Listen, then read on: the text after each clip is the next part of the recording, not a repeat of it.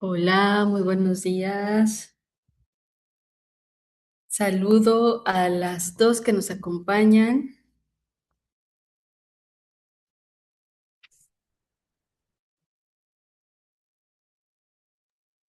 Buenos días. ¿Cómo estás? Buen día. Muy bien, tocaya, muchas gracias. Me da gusto. La bola participa.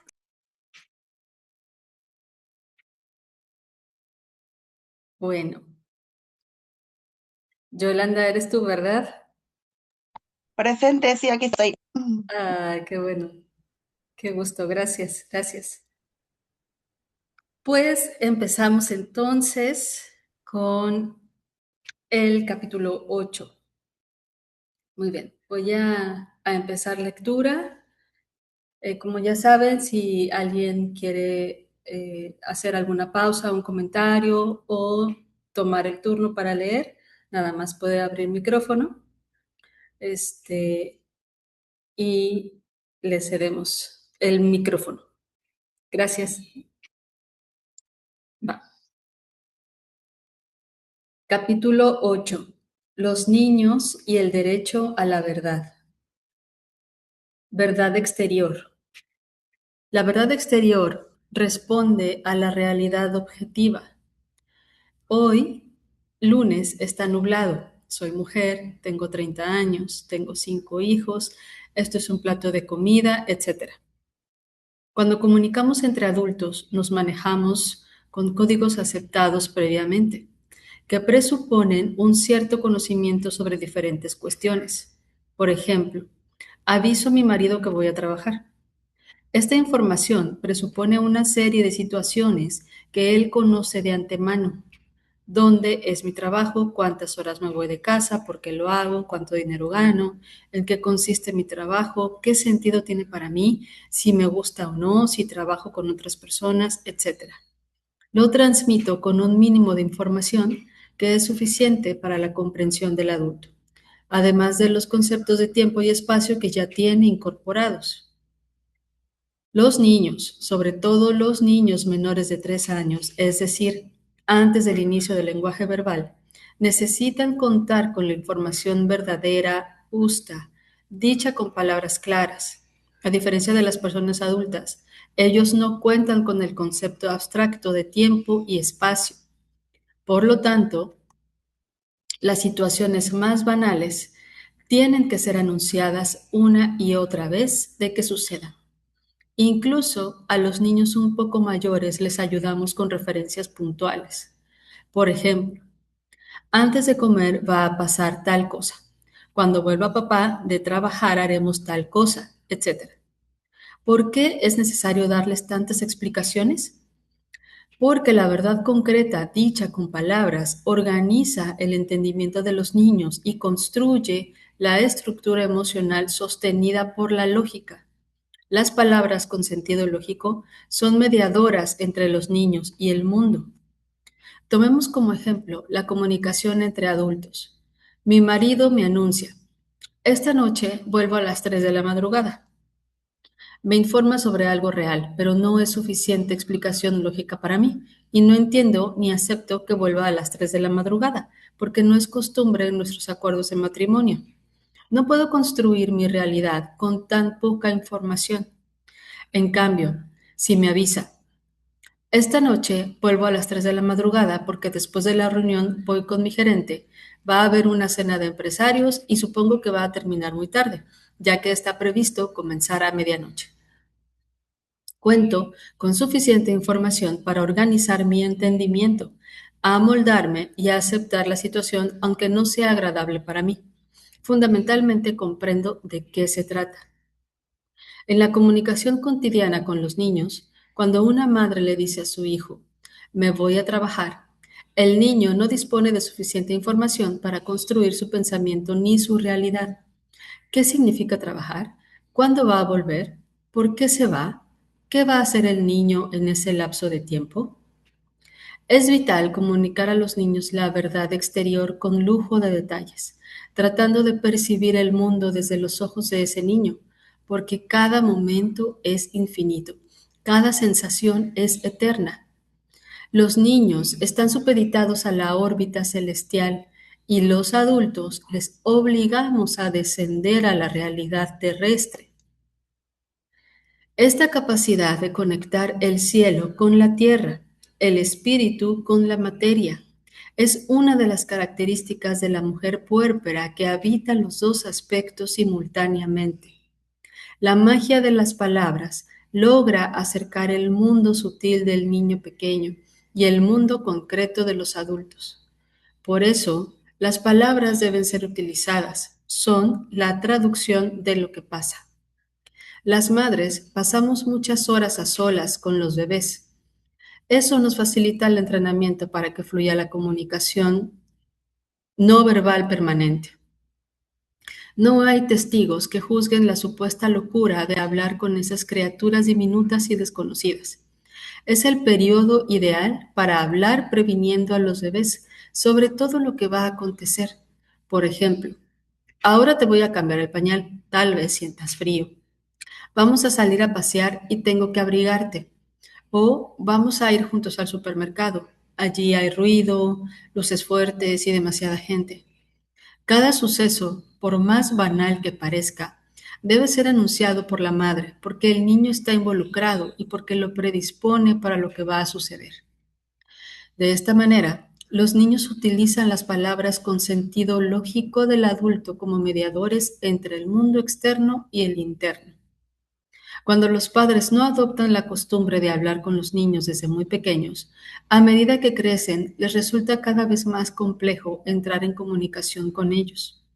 Suelen preguntarme en las consultas, ¿cómo le digo? Hablar con los niños es sencillo, igual que hablar con otro adulto. ¿Cómo constatar que los niños comprenden el sentido de las palabras? Personalmente lo compruebo una y otra vez, pero esta tarea debe llevarla a cabo cada uno, abriendo la capacidad de observación y permaneciendo atento al acompañamiento fiel de los niños cuando saben de qué se trata. A medida que pasan los años, mi asombro es cada vez mayor frente a las evidencias increíbles sobre la capacidad de entendimiento de los niños. Parafraseando a la doctora François Dolto, el ser humano tiene la misma capacidad de comprensión desde el día de su concepción hasta el día de su muerte. La comprensión no tiene que ser demostrada con una respuesta verbal. Que los niños pequeños no puedan utilizar el lenguaje verbal no significa que no lo comprendan. Verdad interior. El amor es el centro de nuestra vida y la verdad es el eje de la comunicación, tanto con uno mismo como con los demás. De hecho, hablar con el corazón es contar la verdad interior. La verdad interior es lo que me pasa, lo que siento, lo que deseo, lo que temo. Si soy capaz de mirar dentro de mí sin prejuicios, si me conecto sencillamente con lo que me pasa, si no me apresuro en valorarlo como bueno o malo, entonces me relaciono con la verdad interior, que es la expresión del alma. Los adultos necesitamos comprender nuestros sentimientos, encontrarles una explicación. Solo así nos amigamos con lo que nos pasa y podemos atravesar cada situación con mayor entendimiento. Por ejemplo, en los grupos de crianza, Paulina cuenta que se deprime con facilidad por las tardes. Le sucede con frecuencia, pero no lo puede evitar.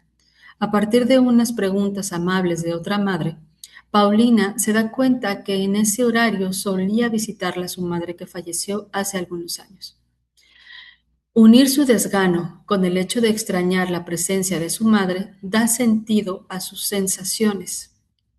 Sabe de qué se trata y por lo tanto luego podrá decidir cuál es la manera posible de atravesar su nostalgia. Del mismo modo, los bebés y niños pequeños fusionados en la emoción de la madre estarán en condiciones de comprender, organizar su entendimiento y acompañar los sentimientos de su madre si saben de qué se trata. Esto es posible cuando la madre nombra lo que le pasa. Decir la verdad, toda la verdad del corazón, es hacerse cargo de lo propio para liberar al bebé en la lenta separación emocional, indispensable para que pueda crecer y construir su propio yo. Otro ejemplo, una mujer termina su baja maternal y debe volver al trabajo.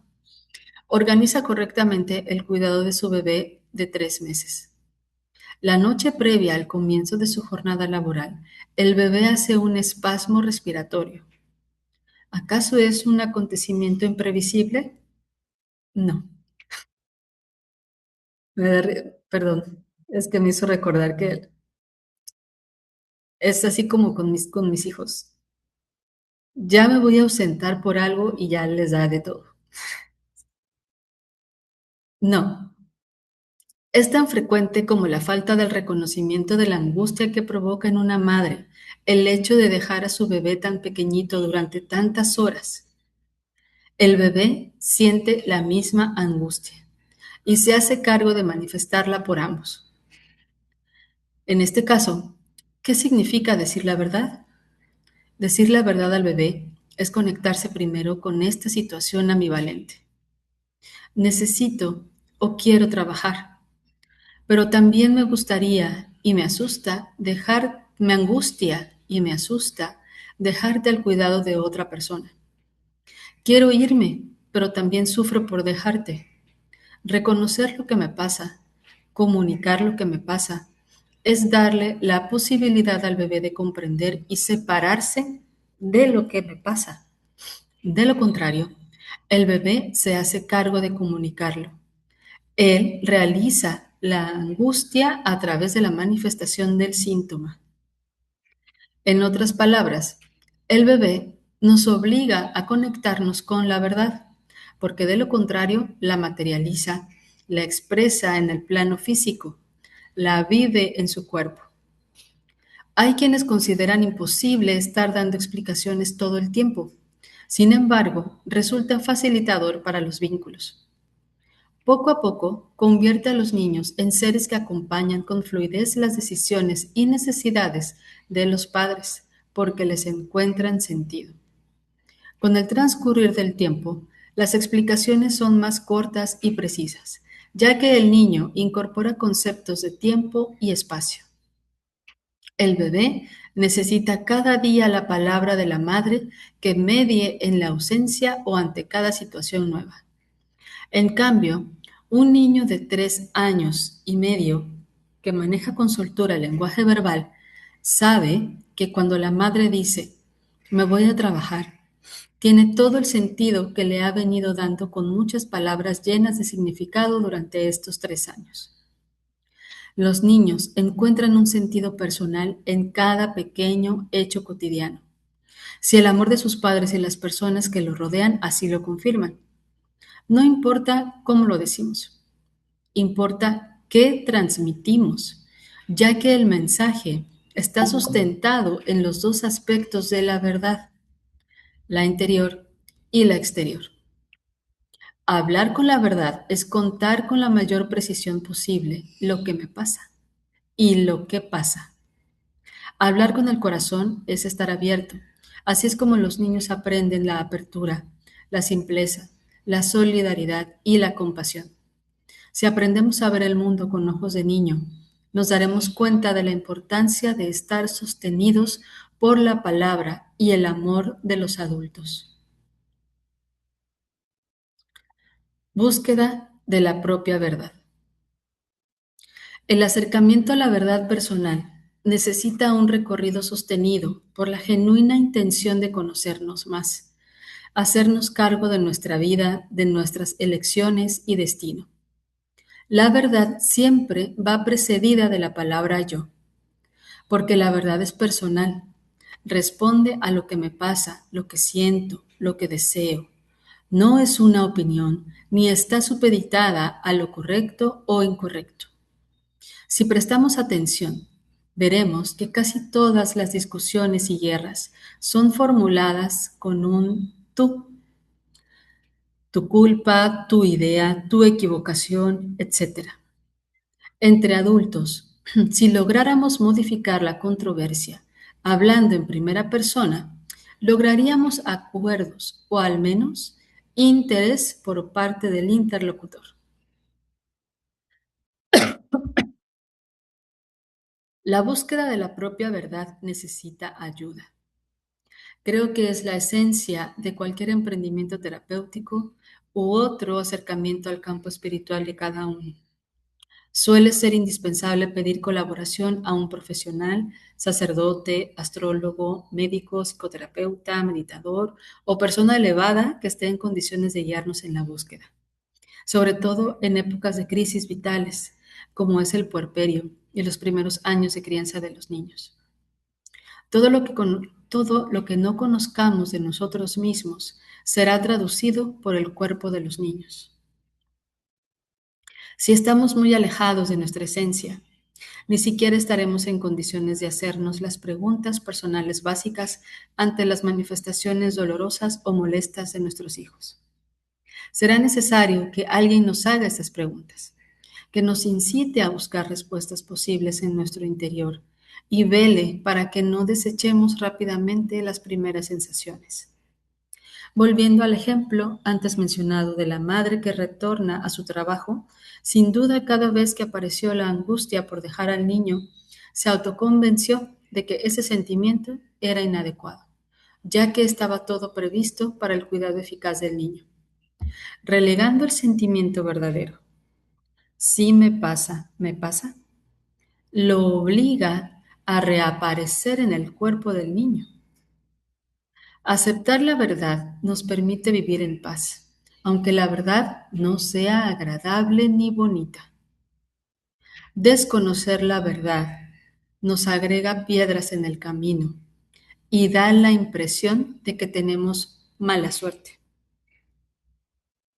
La queja suele ser un elemento que aparece con frecuencia en las personas alejadas de su propia verdad. La queja siempre está colocada en el afuera. Es la política, el jefe, la suegra, el clima, lo que produce nuestra insatisfacción. Las personas que más se quejan son las que se niegan a mirarse con honestidad.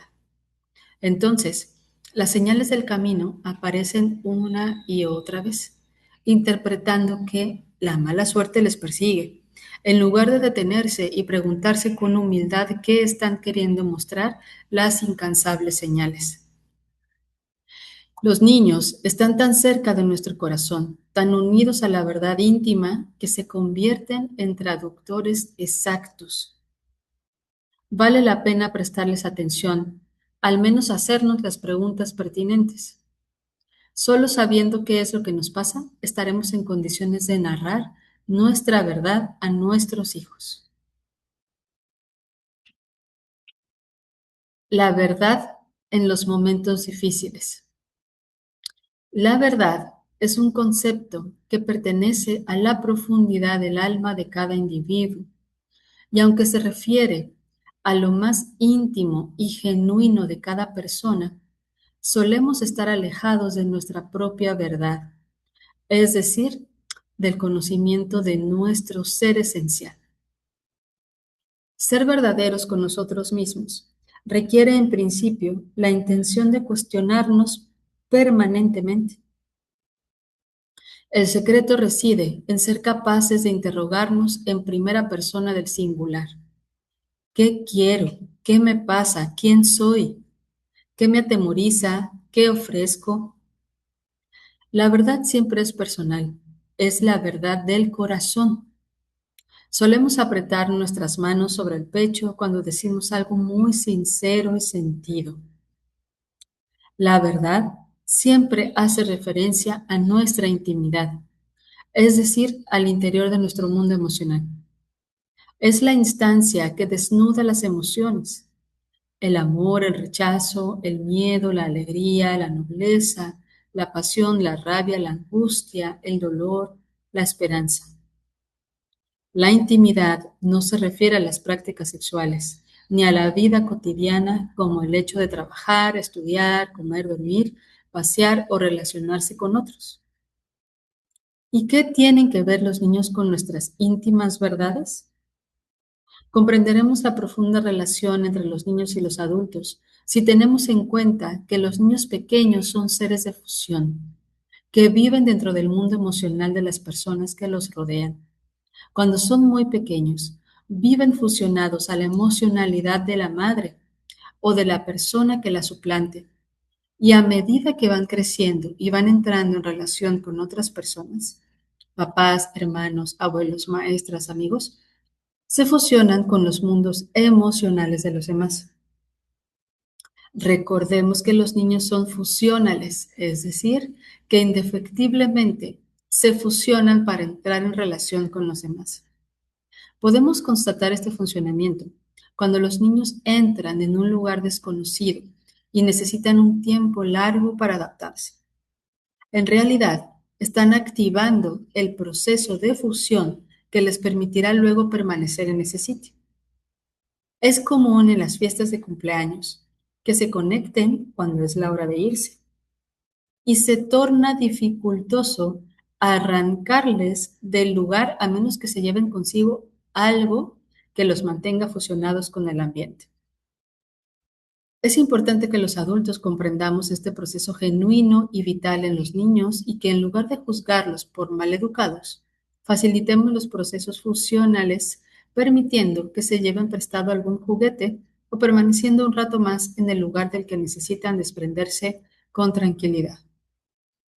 Lo que me interesa destacar con estos ejemplos es la naturaleza de fusión de los niños y la convicción de que así como se fusionan con el ambiente físico, también viven fusionados con el mundo emocional de los mayores que les rodean. La dificultad surge cuando los niños no tienen tiempo de conectarse con el lugar o bien no logran comprender eso que sienten. No importa si el sentimiento les pertenece o si pertenece al adulto, porque no hay un límite preciso entre uno y otro. Por eso es fundamental nombrar con palabras sencillas y claras lo que nos pasa. Ahora bien, los adultos solemos decidir qué situaciones es conveniente aclarar con los niños y cuáles no les incumben. En mi experiencia profesional, constato cada vez con mayor claridad que no hay situaciones del mundo emocional de los mayores que no competan a los niños. Están emocionalmente involucradísimos, aunque nos hagamos los distraídos. Y en este punto nos encontramos con dos problemas. Uno, ¿cómo reconocer lo que nos pasa? Y dos, ¿cómo hablar con los niños sobre lo que nos pasa de verdad? El primer problema es el más difícil, porque requiere el máximo de conciencia y de conocimiento de sí mismo. Se supone que de eso se trata el trabajo de todo profesional que realice una asistencia terapéutica. Acompañar y favorecer la interrogación profunda de cada persona, velando para que siempre se cuestione a sí mismo y no los demás, y conectándose con la verdad más profunda de su corazón, la reconozca, la acepte y sea capaz de nombrarla con palabras. Este recorrido personal necesita con frecuencia la ayuda de un profesional o un maestro o un sacerdote o médico o brujo o cualquier nombre que nos guste darle a la persona que posea la capacidad superior de devolver al otro la imagen verdadera de sí mismo. Y la verdad no es bonita ni fea, simplemente es. Somos los seres humanos los que nos apresuramos en catalogar nuestras emociones en algún rubro conocido y juzgarlas como positivas o negativas. Cuando valoramos ciertas situaciones como negativas o dolorosas, los adultos no soportamos nombrarlas. Al no contemplar nuestro corazón, no logramos respetar nuestras limitaciones y nos engañamos llenando el vacío del alma con medicinas equivocadas. Entonces, no es posible hablar con la verdad a los niños si no somos capaces de hablar con nosotros mismos. Y para ello, es indispensable conectarse con la criatura íntima y única que vive en nuestro interior. Ser lo que somos. Aunque resulte tentador acordar con estas afirmaciones, en la vida diaria no encontramos la manera de acercarnos a nuestra verdad y transmitirla así a los niños. Las situaciones de divorcio son especialmente gráficas. El cónyuge se convierte velozmente en enemigo. Se libra una batalla que creemos que es contra del otro, pero es contra sí mismo. Cada uno reclama lo que el otro debería hacer u ofrecer. Crece la tensión y el odio mientras les decimos a los niños que papá se fue a trabajar lejos o incluso que papá tiene una novia. que puede ser una anécdota verdadera, pero nunca responde a la verdad interior. La verdad reside en lo que me pasa. Con la situación de divorcio. Estoy asustada. Papá es un ser encantador, pero no es el hombre que elijo ahora para acompañarme. Necesito un hombre que me contenga más y que me ayude. Necesito un hombre que me cuide.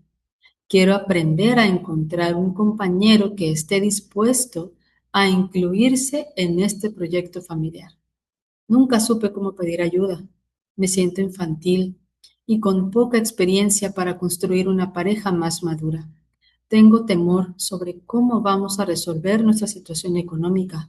Me doy cuenta que hace mucho tiempo que yo no estaba interesada en él. Dejé de amarlo. Necesito un periodo de soledad. Quiero desarrollar mi proyecto de trabajo. Anhelo otra vida para mí, etcétera. Cualquier sentimiento es valioso si parte del corazón, es decir, si es nombrado en primera persona del singular. Yo, a mí me pasa. Yo, a mí me pasa. Siento que, quiero, deseo, etcétera. Es de esta manera que podemos ir al encuentro de nuestra verdad y luego decirla a los niños con la misma sencillez y compasión que pretendemos hacia nosotros mismos. Cuando les decimos, no te preocupes, el divorcio no tiene nada que ver contigo, estamos mintiendo.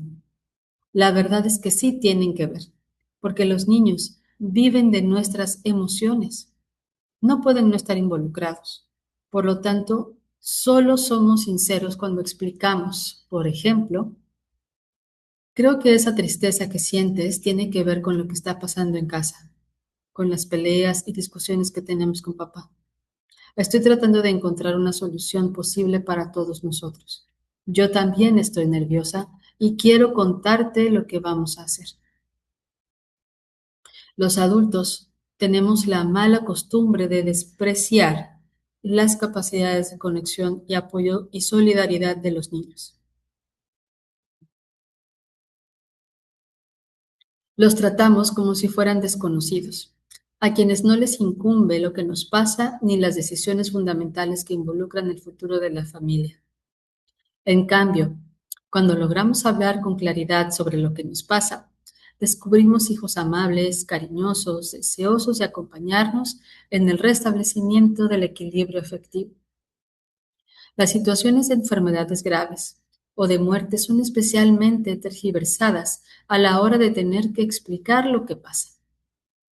Hacemos como si estuviéramos bien, y si el niño no pregunta, mejor. Luego, todo ese dolor o angustia se expresa en algún plano desplazado. Los niños se enferman o no se concentran en el colegio, les mandan al gabinete psicopedagógico y todos nos preocupamos por los problemas de atención o ADD, luego les medicamos, etc. La cuestión es que preferimos ocuparnos de los síntomas aparentes en lugar de preguntarnos qué nos pasa, qué sentimos y de buscar ayuda o silencio interior para poder comunicar a los niños eso que nos pasa. Si no podemos hablar, habla el cuerpo de los más pequeños y todos nos conformamos con algún diagnóstico distraído. Lo fundamental es contar qué nos pasa con respecto a la muerte de ese ser querido. No es indispensable dar explicaciones religiosas o filosóficas sobre la muerte. Este tipo de preguntas los niños las formulan en otros momentos, no justo cuando están conectados con el dolor de los mayores. Lo que necesitan son palabras que nombren ese dolor y que les permitan situarse y definir los propios sentimientos de pérdida. Aunque haya situaciones de nuestra vida de verdad dolorosas o ciertos momentos de desesperanza, no significa que tengamos que hacerlas desaparecer a ojos de los niños. Somos terriblemente infantiles cuando pretendemos contarnos el cuento de que los niños no saben, no entienden, no se dan cuenta. Lo único que logramos es hablar del tema equivocado. lo que genera confusión y sufrimiento en el seno de la familia. En esas circunstancias, los niños se sienten solos, porque quedan emocionalmente solos. No es solo la pérdida real, la muerte, por ejemplo, la que provoca el sufrimiento, sino la soledad que aparece cuando cada uno tiene que hacerse cargo sin acompañamiento de lo que le pasa. Ese es el sentido de la familia o de la comunidad, la posibilidad de compartir entre todos lo que nos pasa, para que el dolor se suavice y nos amparemos en el amor entre unos y otros.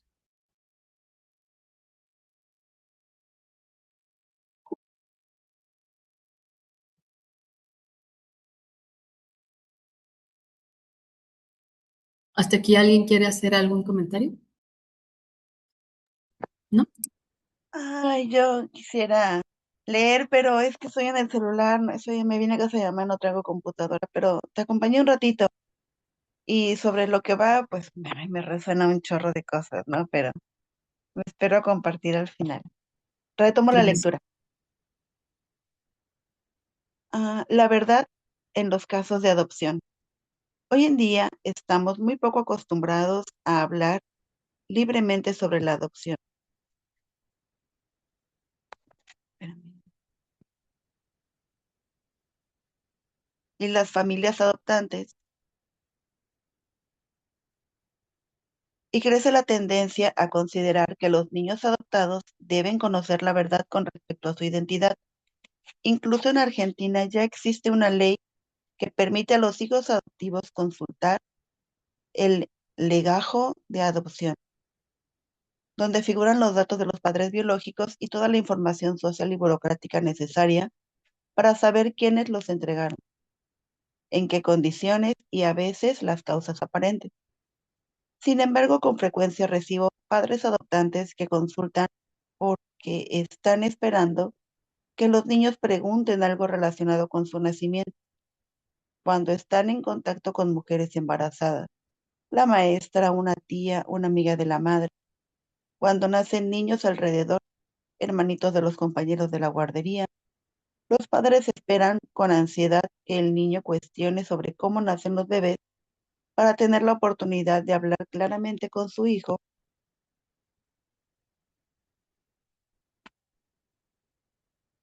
Ay, no me aparece, me lo pusiste muy arriba.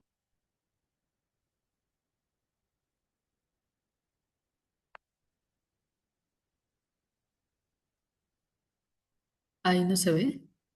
No, esto es en el margen inferior de la página. A ver ahí. Padre. No, más arriba. No, me lo estás bajando más. Aquí lo resalté sobre su nacimiento del vientre de otra Ay, mujer. ay, ay. Yo creí que ya iba a la siguiente página. Ah, no. Claramente dijo sobre su nacimiento del vientre de otra mujer y la posterior adopción por parte de ellos. Y resulta que aunque tienen 3, 4 o 5 años, la pregunta no es formulada. Los padres tienen una clara intención de contar la verdad, pero los niños no preguntan lo que saben, que Aquí. a los padres les resulta difícil aceptar, expresar y compartir. Decir la verdad no significa contar brevemente la historia anecdótica alguna vez, sino vivir a diario rodeados del florecimiento de la verdad interior, en esta que está sostenida en ese deseo, esa búsqueda y ese encuentro con el niño real que se constituye al fin del hijo, en hijo. La mayoría de los padres toman la decisión de adoptar un niño cuando antes fracasó la concepción de un hijo biológico.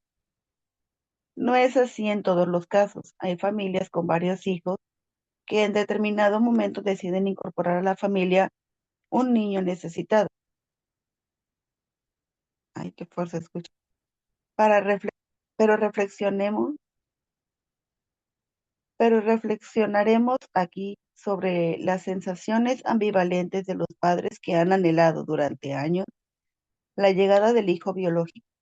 Luego han asumido la imposibilidad de concebir, después la decisión de adoptar un niño, la búsqueda ardua y por último la adopción. Esos niños suelen ser muy deseados, mimados, esperados y amados. Sin embargo, hay padres que se sienten en la obligación de tener que protegerlos de ese hándicap que lleva consigo el ser niños adoptados, con el temor de que sufran alguna discriminación en el ámbito escolar o social. Por eso me interesa compartir una sensación personal con respecto a la fortaleza espiritual excepcional de estos niños que buscan con ahínco a sus padres. Muchos adultos adoptantes reconocen una vivencia sutil, pero muy clara y definida, al encontrar al hijo como si estuvieran respondiendo al llamado específico del niño, y al acudir guiados por sus señales, comprueban que estaban en sintonía aún antes del encuentro efectivo. Me parece que estos niños son especialmente aguerridos y que poseen fuerza de decisión para enfrentar las adversidades. Creo que esas cualidades les hacen en algún momento poseedores de una luz que otros no ven y de un poder que otros no vislumbran. Por eso estos encuentros merecen ser celebrados con especial alegría, ya que fueron posibles gracias al deseo de amar y cuidar por parte de los adultos, sobre todo gracias al insistente llamado del niño, que guió de alguna manera a los padres hacia él. Aquí hay algo para valorar y compartir, para mostrarlo al mundo como un suceso que se refleja socialmente en los compromisos, como los compromisos, los casamientos, los nacimientos, las mudanzas, los diplomas, los logros, que no se ocultan ni se cuentan en voz baja. Estamos festejando un milagro, una maravilla, una manifestación de fortaleza humana. Hay algo de magia en todo esto. El deseo de tener un niño, la posibilidad de encontrarlo y la sensación de que el universo tiene un fin preestablecido y que poca cosa sucede por casualidad. Cuando vemos por primera vez al niño que vamos a convertir en nuestro hijo, tenemos la certeza de presenciar una danza de duendes que festejan con alegría y se mueren de la risa cantando. Ya sucedió, lo logramos. Las fuerzas invisibles conspiraron para que el milagro se produjera y somos protagonistas del sueño y el niño es recibido con flores y guirnaldas. Los adultos nos convertimos en padres y los días y las noches se suavizan amparados por un coro de ángeles. Las historias de los adoptantes, las historias de las adopciones de niños son relatadas por los padres que con increíbles semejanzas suelen contar una y otra vez con lujo de detalle los recuerdos del desenlace minutos antes de encontrar a la criatura. Recuerdan los olores, las palabras, la firma y el sello estampado en un papel que legitima la adopción. La persona que lo entrega envuelto en una manta dorada, el llanto dulce y la llegada a casa. Cada detalle recordado ilumina los ojos de los padres y les permite agradecer a los reyes y magos que les han prestado auxilio en el viaje subterráneo y desgarrador hasta llegar al encuentro del niño amado. La energía necesaria para desear, buscar y encontrar un niño para cuidar suele estar sostenida por un juego de naipes, creado en un mundo invisible del alma de las mujeres que no atienden razones del mundo material, que vuelan por encima de la cordura y que son capaces de navegar todos los mares, llegar a los rincones de los mapas oficiales no reconocen ni nombran y terminan con el niño en los brazos, amparadas en el hombro o protegidas entre el cielo y la tierra si es necesario. Es imprescindible que esta energía viviente grite a los cuatro vientos el triunfo del encuentro, ya que como sociedad deberíamos celebrar las adopciones de todos estos niños, reconociéndolos como virtuosos y especialmente listos. La actitud ambivalente de ocultar, de develar con reservas, es típica de una sociedad que intenta modernizarse, pero que mantiene los prejuicios y la hipocresía medievales. Fingimos ser felices mientras disimulamos el pánico que nos provoca pensar que alguien pueda lastimar a nuestro hijo humillándolo por ser adoptado. En lugar de escondernos en la angustia que nos provoca la ignorancia de los demás, podemos hablar, contar, dar detalles, invitar a festejar, sumarlos a nuestra alegría, hablar del milagro del encuentro, explicar a otros niños qué significa adoptar a un niño, compartir con otros padres la experiencia, exponerlo siempre como una gran virtud, siempre, cada día, cada instante, ante cada paso y frente a todas las personas. Concretamente, hablaremos cada día con nuestro hijo, desde recién nacido si lo hemos adoptado al nacer, y le contaremos todo lo que sabemos de él, de su madre biológica, de la entrega en busca de un hogar cariñoso, de su futuro, de cómo nacen los niños, de su fortuna por haber llegado a esta casa. Si es un niño mayor, pondremos palabras a todo lo que hemos averiguado de su vida antes del encuentro. Y sobre todo, y sobre lo que no sabemos, diremos, no sé, pero podremos averiguar. Todo lo que sepamos, nosotros y nuestros hijos, nos garantiza erigirnos sobre nuestro propio eje, construir nuestra estructura emocional, hilar nuestros pensamientos y con esta fortaleza interna salir al mundo. Entonces viviremos cada día recostados sobre nuestra verdad que circulaba entre los adultos y los niños, entre los amigos y familiares, en la escuela y en el trabajo, en el vecindario y entre los desconocidos. Y habrá alguien que, regocijado y asombrado por nuestra alegría, se animará a tomar vuelo y emprenderá su propia búsqueda hacia el niño que lo está llamando. Y nuestro hijo simplemente vivirá su vida como cada niño, en búsqueda de su propia verdad, sostenida por la verdad y el deseo profundo de sus padres de acompañar. Recordémosle siempre que poseen una virtud excepcional, la fuerza de la llamada y la tenacidad para lograr lo que desean. Y esa capacidad podrán convertirla a su vez en servicio, intuición y sabiduría para ayudar a otros a encontrar su propio camino. El caso de Bárbara resignificará la muerte, resignificar la muerte de un ser querido. Bárbara, una profesional exitosa, llegó a mi consultorio con un objetivo específico. Quería saber cómo comunicar a sus hijos de 6 y 3 años la muerte próxima del abuelo, enfermo de cáncer. Hablamos sobre la verdad, la capacidad de comprensión de los niños, la relación tan estrecha de Juan y Sofía tenían con este abuelo paterno. Sin embargo, me llamó la atención la angustia desmedida que generaba en Bárbara el solo hecho de pensar cómo serían las futuras conversaciones con sus hijos con respecto a la pérdida cercana del abuelo. Decidí preguntarle un poco sobre ella, su vida, su historia personal. Me dijo que su padre había fallecido cuando ella tenía 3 años. Calculé que debía ser entonces un hombre joven. Le pregunté de qué había fallecido. Me respondió, de un ataque al corazón. Seguí insistiendo, pidiendo detalles, hasta que estalló en lágrimas,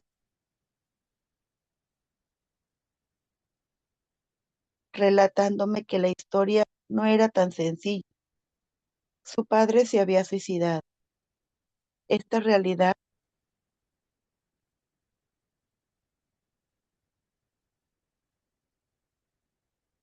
fue ocultada por su madre y toda la familia a las 3 niñas. Bárbara era la segunda hija de 3. El caso fue famoso en la época porque se trataba del hijo de un conocido industrial. Siendo Bárbara estudiante de agronomía, un profesor le preguntó si su apellido tenía relación con la célebre familia que había sufrido esta desgracia en tal fe, en tal lugar y bajo tales circunstancias. Así supo Bárbara cómo había fallecido su padre. Pasaron los años y nunca se atrevió a comentarlo con su madre, ni con sus hermanas. Solo se dedicó a constatar los acontecimientos. Era su gran secreto. Me lo revelaba con temor y angustia ante la activación de recuerdos contradictorios.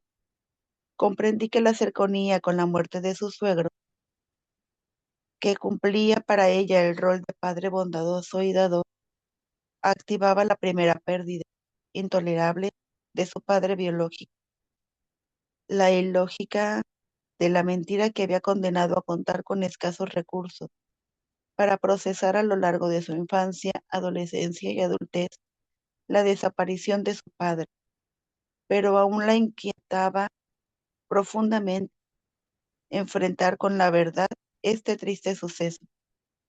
Para que Bárbara estuviese en condiciones de contar a sus hijos el dolor de la muerte anunciada del abuelo, era necesario reencontrarse antes con la verdad de la muerte del otro abuelo.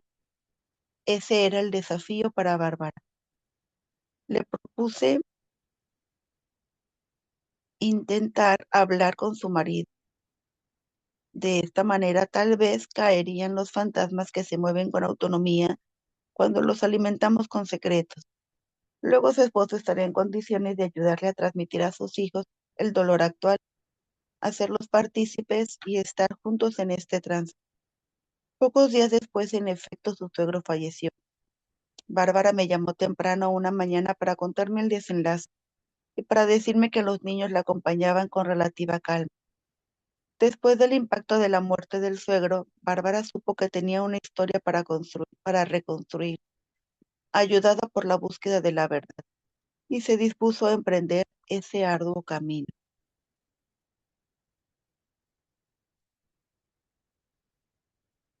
El caso de Sandra. Cada año en mis clases en la Escuela de Capacitación de Crianza, a modo de homenaje, cuento una parte de la historia de Sandra. Era una mujer hermosa. Frecuentaba los grupos de crianza junto con varias amigas. Tuvo 3 hijos, Florencia, Agustín y Candela. El nacimiento de Candela fue muy revelador, un parto vaginal después de 2 cesáreas. Durante el trabajo de parto fue muy prolongado. Recordó las violaciones a las que había sido sometida por su padre durante la infancia. Así lo supimos cuando nos relató el parto de Candela. El impacto fue enorme entre las mujeres presentes. Durante los meses siguientes, Sandra pasaba esporádicamente por los grupos de crianza, generalmente para compartir algún tema trascendente, como la adaptación de Candela a la guardería o alguna discusión familiar. 3 años más tarde,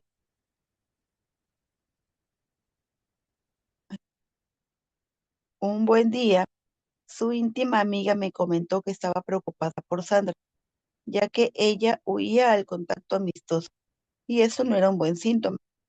Al día siguiente, su amiga me llamó por teléfono para avisarme que Sandra estaba internada en el hospital y que le habían hecho una histerectomía. A la mañana siguiente falleció. Tenía 29 años. La impresión y la parálisis que produjo esta noticia en quienes la conocíamos y queríamos fue inmensa. La noticia fue caótica e incomprensible para quienes la recordábamos riéndose a carcajadas, tomándose la vina con buen humor. Intentamos hilar pedazos de su historia en búsqueda de comprensión. Así supimos que Sandra atravesó su infancia violada por su padre a partir de los 9 años y que su madre fue quien sostuvo con vigor que esa historia era inventada. Es decir, que eso que Sandra decía que pasaba, la madre negaba que pasaba. se autoconvenció, al igual que casi todos los niños violentados y abusados, que necesitaba negar en la conciencia lo que sucedía, lo que sucede para seguir viviendo, haciendo como si eso que vive en realidad no existiese. Supimos también que Sandra sufría de hemorragias vaginales muy intensas, que nunca habían sido diagnosticadas. Podían durar varios meses, y aunque la madre sabía que sufría de esta dolencia, la minimizaba. Supimos detalles desgarradores. Trazamos un mapa de violencia familiar a partir del cual comprendimos que Sandra no tenía salida. El marido de Sandra también se dedicó a mirar para otro lado y el silencio, ese silencio activo que borra la injusticia y el abuso, que niega la infancia y la indolencia. Ese día aprendí que nunca más dejaría que alguien viviera con un secreto tan poderoso. No importa la dimensión del dolor, porque las mentiras matan y la verdad sana. Ay, qué fuerte.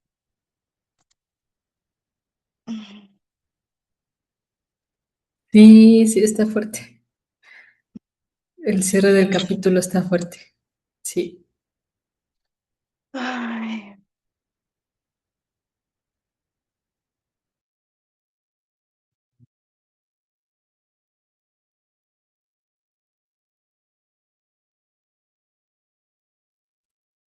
Uf, bueno, recuperando el aliento. Ay,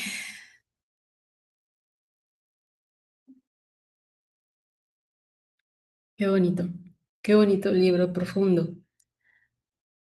Y tan honesto también. Honesto, también le puedo poner esta palabra. Me gusta mucho, me está gustando mucho.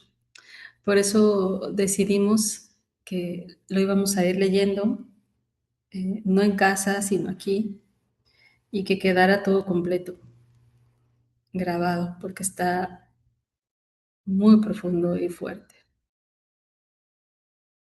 En los primeros párrafos, que hablaba de, que empieza, ¿no?, con la verdad y demás, y justamente habla del tema del divorcio. Y este año, más bien el año pasado, fue tema con mi familia. Entonces, anoche, justo anoche, platicaba con un amigo psicólogo y me decía de la importancia, ¿no?, de explicarle a los niños lo que está sucediendo, lo que va pasando, lo que va a pasar, para que les ayude a seguir transitando el proceso. Y se relaciona mucho con lo que dice aquí. Entonces yo le explicaba que a mí me gusta hacer eso. Digo, lo he aprendido en este camino, no es algo que se nos dé así a la primera, porque precisamente venimos, la mayoría de nosotros, de, de un nido, de una familia que fue formada y se fue acostumbrando a esto, a ocultar lo que se siente, simplemente porque no se sabía, esto no era algo regular, normal, normalizado, pero pues para eso estamos acá, para ir haciendo estos ajustes necesarios. Entonces, a mí me gusta mucho hacer esto, nombrar, que tengan todas, que me digan todas sus preguntas y respondérselas desde los hechos reales, ¿no? Quitando, siendo lo más neutral posibles, que eso también es un trabajo, por supuesto, cuando hay emociones involucradas, pero también decirles, ¿no?, sí, me siento así, sí estoy preocupada por esto, y estoy haciendo esto, y estamos haciendo esto. Ani, te escuchamos. Hola, ¿me escuchan ahí? Sí, híjole, sí, y cómo es tan cierto esto de cómo venimos justo de lugares donde a veces no se decía no solo lo que estaba pasando ni lo que estaban sintiendo, sino, por ejemplo, para mí fue muy, pues, yo me acuerdo que fue algo que me marcó mucho, que como a los 8 años más o menos, un día una tía me dice, sí, sí, de tu hermano. Y yo, no, tía, yo no tengo ningún hermano, tengo una hermana. Me dijo, ah, bueno, tuviste un hermano. Y yo, ¿qué? Y entonces, pues yo chiquita, de 8 años, pero de todos modos me sentía así como súper rara. Y fue muy raro porque un día, por alguna razón, fuimos a un panteón y yo le dije a mi mamá, yo conozco este lugar, yo he estado aquí antes. Y mi mamá, no, tú nunca has estado aquí. No, te lo juro, lo conozco perfecto, lo conozco súper bien. Yo he estado aquí, ubico perfecto que he estado aquí. Mi mamá me decía que no, no, no, no. Y un día regresé y justo después de que mi tía, pero a mi tía se le salió así de que normal platicármelo y lo tomó de lo más normal. Y entonces para mí fue así de que, ¿cómo regresé? Le dije a mi mamá, yo tuve un hermano y mi mamá, ¿quién te dijo? Y yo, tu hermana.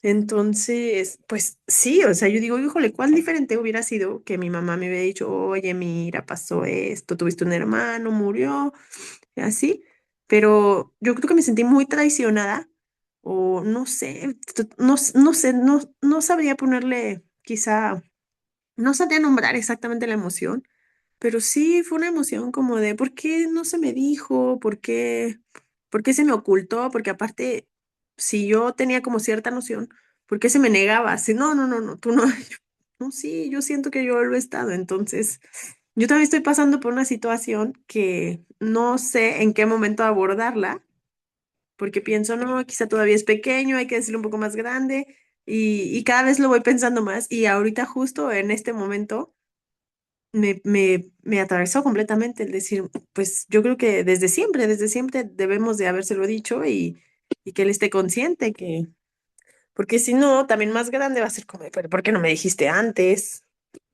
Y claro que yo un día le pregunté a mi mamá así, oye mamá, mira, yo creo que ya le voy a decir. Y mi mamá, no, no, no, yo no se lo diría nunca, nunca, nunca. Y yo no, yo sé que tú no se lo dirías nunca, pero yo sí se lo quiero decir en algún momento. Y prefiero que venga de mí y que no se entere después, porque pues siento que es más importante y no sé, pues más honesto decírselo yo, literalmente. Bueno, en este caso su papá que es el involucrado, pero, pero pues los dos, porque yo también, vaya, es algo que yo sé y no me puedo hacer la que yo no sabía, hijo. Claro que no, yo lo sé, entonces, sí, siempre lo pienso de, híjole, a ver, de chiquito decíamos, no, pues no sé. ¿Cuándo se lo vamos a decir? ¿Cuándo se lo vamos a decir? Ahorita tiene 5 años. Y sí, digo, pues yo creo que ya se lo podemos ir platicando, también para que sea algo como normal, natural y no sea de pronto un...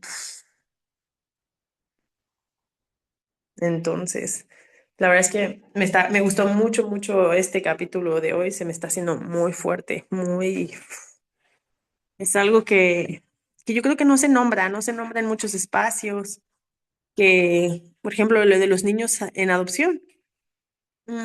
Yo conozco los dos ejemplos. Conozco dos casos de amigos, una vecina, ellos adoptaron dos niños y para mí me encantaba la manera como ella lo manejó porque siempre les fue honesta, siempre les dijo la verdad y los niños me decían, a mí me adoptaron, me aman mis papás, ellos siempre quisieron tener niños y aquí estamos. Y por el otro lado se de un chico donde todos sabemos la verdad menos él. Y la verdad es que yo incluso me alejé porque yo no me sentía a gusto, yo decía, hoy no, o sea, es que no, no, yo no. No sé, no iba conmigo el sentir que yo le estaba ocultando algo. Entonces preferí alejarme y, y yo decía, yo creo que entre más esté creciendo, el día que se entere, pues va a ser un golpe más fuerte porque cada vez él está más seguro de otras cosas y de pronto va a romper su realidad. Entonces, pero bueno, yo también respetaba que a mí no me correspondía y que sus papás no le querían decir nada y también, no directamente, pero sí conocí el caso de una chica, como a los 21 años también, de pronto salió el tema de los niños adoptivos. Y le dijeron, bueno, ¿y a ti cómo te ha ido? ¿Qué? ¿A qué no sabes que te adoptaron? No, bueno, o sea, mal, muy mal, de depresión, de muy mal. Y digo, pues todo eso hubiera podido ser, pues, una manera más tranquila, pienso, más llevadera, más honesta, porque en efecto los niños entienden. Yo, antes de tener hijos, no sabía nada de niños, nada, nada, nada, nada. O sea, me habían dejado cuidar a mi sobrino 3 horas y yo estaba preocupadísima porque no sabía qué hacer con él. Y mi hermana, ¿has cuidado 100 borreguitos bebés? Y yo, sí, pero a los borreguitos no les pasa nada y esto estoy muy estresada. Y entonces me fui a vivir a un rancho que para mí cambió completamente el chip porque era una señora que vivía en un rancho con su hijo y le explicaba todo. El niño tenía 3 años, me acuerdo. Y todo le explicaba, pero así, le daba explicaciones largas. Y así, y pues el niño, claro que a veces no contestaba nada, a veces poquito. Y yo, la verdad, decía, al principio me sorprendía mucho, después de la manera en la que yo crecí, yo decía, ay, esta mujer que onda, todo el día le explica todo a este niño. Y conforme he ido aprendiendo y escuchando, y en cuanto yo tuve un hijo, me di cuenta, wow, esa mujer, qué bonito, cuánto tiempo le dedicaba, con razón tenían ese vínculo tan fuerte. Yo en ese momento no lo entendía, en ese momento decía, ay, esta mujer, pero en cuanto yo tuve al mío, opté por hacer, pues, en medida de lo posible, también explicarle bastante, lo sacaba y también mucha gente me voltaba a ver a mí como de, ¿en serio le estás platicando eso a un niño de 1 año? Y yo, me está escuchando, no necesito que me responda, me está escuchando. Y con que me escuche para mí es suficiente. Y veo cómo verdaderamente sí impacta el que les platiquemos, el que les expliquemos y que les expliquemos, pues, estoy ahorita ocupada, por favor. Este, que les expliquemos mucho porque aparte, pues a ellos les entiende, les ayuda a entender qué está sucediendo, desde cosas tan sencillas como en este momento estoy haciendo algo, hasta cosas más complejas, ¿no? Como, no sé, como todo en general. Por ejemplo, a mí que me gustan mucho a mí que me gustan mucho los idiomas. Fue algo que yo me propuse. También fue algo que aprendí en ese mismo rancho. Esta señora le hablaba todo el tiempo en 2 idiomas a su hijo y yo veía que la aprendía perfecto y yo venía de haber sido maestra de idiomas, entonces dije, yo voy a hacer lo mismo. Me daba cierto temor, como a muchas cosas de la maternidad. Yo decía, ¿qué tal que le estoy enseñando algún error? Pero pues esta señora me decía, sé valiente, le estás heredando algo, le estás heredando un conocimiento que tú tienes. Pero bueno, sí, sí, sí. Y entonces mucha gente también me tiraba de, o sea, es que ¿cómo le hablas en otro idioma si tiene 1 año? Y yo sé que lo está aprendiendo. Y cuando empezó a hablar y cuando las palabras empezaron a salir de su boquita, les decía, ya ven, todo el tiempo estuvo ahí en su cabecita, no necesitaba hablar. Entonces creo que así funciona con todo, con que pues vamos madurando y mientras les vayamos explicando, de pronto el día que un día él solito dices, me siento enojado, después de todo este tiempo de haberle dicho, yo creo que en este momento lo que sientes puede ser esto. El día que él lo nombra, pues en ese día dices, ay, sí, claro, todo estaba ahí entrando. Y creo que es confiar y, y, y eso, porque siento que cuando la gente a mí me dice como estás perdiendo el tiempo, yo estoy convencida de que no, pero me duele pensar que a los demás niños no les expliquen porque sientan que estén perdiendo el tiempo. Coincido contigo completamente. Así es, así es. Y Hay, pues, hay crítica, hay señalamientos, por supuesto, y que también están bien. O sea, es parte de toda esta diversidad. Y al final, lo sí, importante, como te dijo esa señora, ¿no? O sea, tú sé valiente, tú eres tú. Y lo que sí, tú eres es lo que le vas a dar a tus hijos. Porque por algo son tus hijos y te eligieron y se eligieron. Entonces, esto soy y así, y vamos, vamos juntos. sí, sí, sí, sí, pues así. Ay, qué bonito por compartir esto. Muchas Bonito gracias. escucharlo. Me siento bien identificada por tal cual, el siempre explicarle. Yo fui muy juzgada por toda mi familia porque no daba muchas explicaciones. ¿Y por qué le das tantas explicaciones? Está chiquita, no necesita que le digas tanto. Y a mí me daba paz, ¿no? A mí me daba paz el sentir que es que inviertes mucho tiempo y ni siquiera te está escuchando. No sé, me gusta que sepa con anticipación qué está pasando, qué va a pasar, cómo vamos a organizarnos. Siempre desde algo tan simple como ir a los juegos. Fer, en 10 minutos nos vamos a ir, ¿no? O tal vez no sepa que son 10 minutos, pero dos columpiadas más y ya, ¿no? No sé medirlo, tres lanzadas de la resbaladilla y nos vamos. Y siempre fue una estrategia que me funcionó y Fernanda nunca fue de hacerme un berrinche porque no se quisiera ir o algo porque tenía esa noción de anticipación. Cuando inicié mi proceso, ay, te voy a pedir un favor, Ana, ¿puedes cortar la grabación?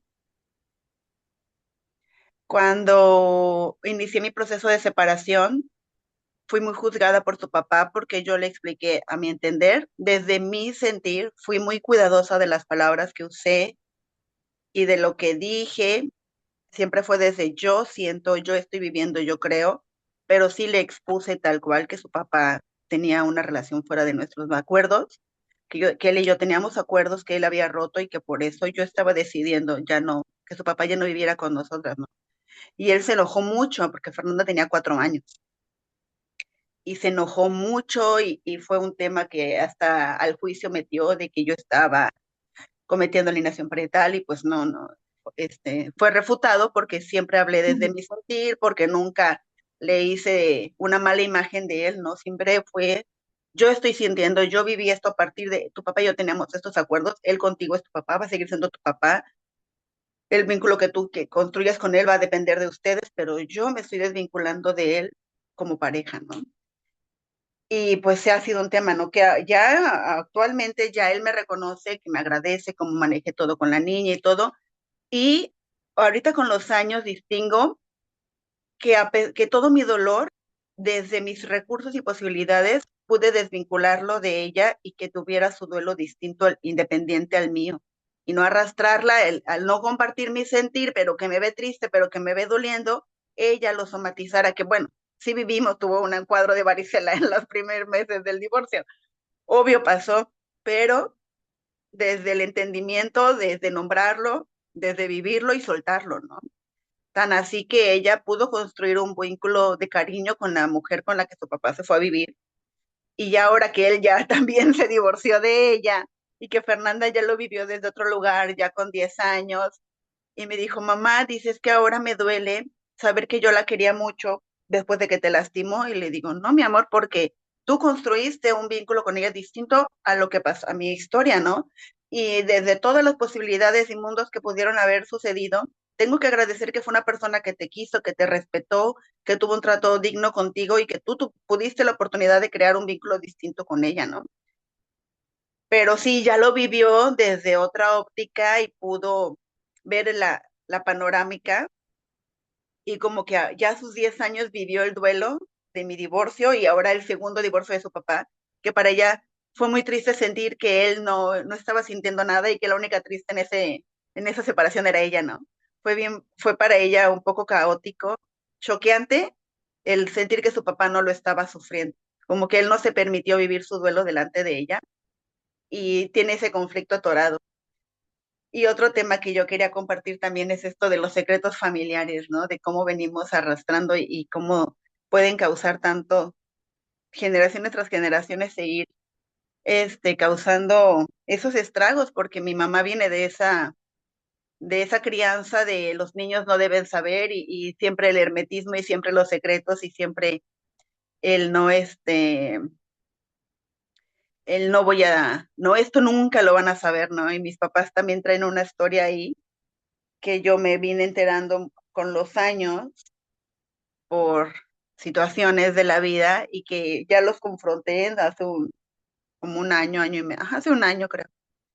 Y siguen en ese plan de ese es nuestro secreto y nunca lo vamos a, no les importa. Y le dije, no, sí me importa porque yo tenía 3 años y ahora estoy consciente de que a partir de ahí tengo ese desprendimiento contigo, ¿no? Porque mi mamá siempre me juzga y me recrimina mucho que tengo mucho cariño y afinidad con otras personas y siente que la desplazo en ese sentido, ¿no? En específico con mamás de amigas mías que han sido un sostén para mí y ese día se lo dije, o sea, mejor analiza el por qué he tenido que buscar esa figura materna en otras personas porque contigo nunca construí ese vínculo y no es un reproche. Yo ya he tratado de hacer las paces con eso, eres mi madre, te honro, te amo, te respeto, pero y siempre vas a ser mi madre, pero eso no llena esos vacíos que hubo en mi vida y que otras personas están llenando esas figuras maternas que tú no tuviste la disponibilidad por lo que haya sido, ¿no?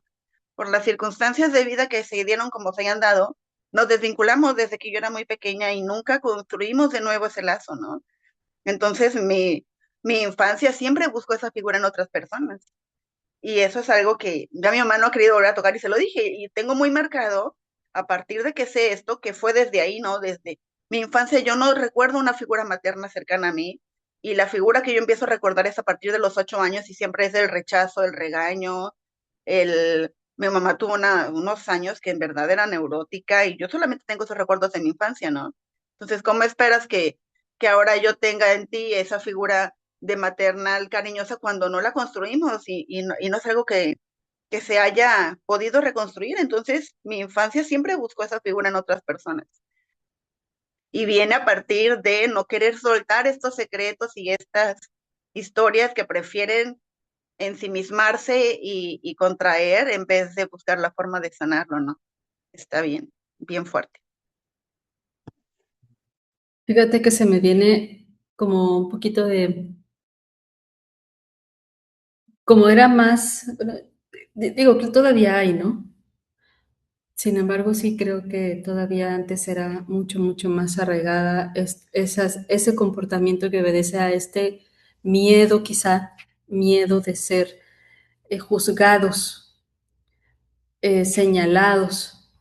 Y esto pues pone en peligro la estabilidad de lo que era la familia. Entonces se prefería mantener esto en secreto para no ser desplazados en la sociedad porque era mal visto. Y entonces era algo que sí tenía mucho peso, sí tenía mucho peso. Y claro que, o sea, lo que tú mencionas, Yolanda, ¿no? De este comportamiento de tu mamá, seguramente ella estaba manifestando una pena muy grande con estos eventos nerviosos y que al final eran una ausencia, que seguramente en el fondo ella no quería hacerlo, pero era mucho más grande su miedo que al final esto se convierte en una coraza. Pero bueno, muy intenso hoy. Sí. Sí, Y te totalmente. recomiendo escuchar el capítulo anterior, porque sí habla un poquito de esto de las ausencias. Este, el capítulo anterior estuvo muy bonito también. Sí. Entonces, pues no sé cómo se sientan ustedes, pero yo siento ganas de dejarlo hasta aquí, como para que vivamos el próximo capítulo completo. Sí, por favor. Fue muy fuerte. Sí, definitivamente. Va, ok, ok. Como que todo esto que estamos recibiendo hoy creo que necesita un tiempo para ser asimilado, para ser pensado, para ser procesado y creo que definitivamente me parece que terminar este capítulo está bien Sí, para iniciar la próxima semanita con más información. sí, me gusta así. Va. Ay, chicas, muchas gracias. Gracias por unirse hoy y hacer más rico y más nutritivo este capítulo. Les mando un beso y un abrazo. Lindo Ay, día. bien a ustedes. Buen fin. A ustedes, gracias. Bye. Chao, tocaya.